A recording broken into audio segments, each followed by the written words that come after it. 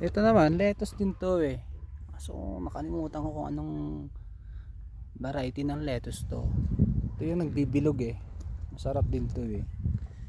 Yung bumibilog yan na lettuce. Malimit to, nilalagay sa mga ano eh, mga restaurant. Yan. Hindi ko alam kung anong variety ng lettuce to. Yan, ang ganda. Yan.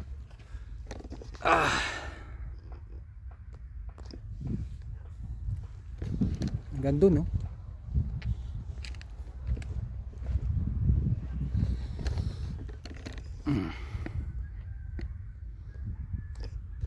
Yan, ang dami.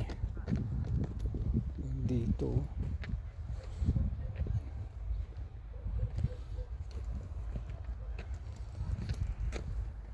Masarap din yung lettuce na to. Yan.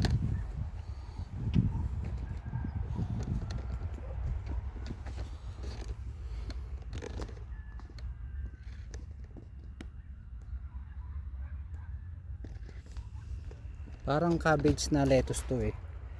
Nagbibilog to na lettuce.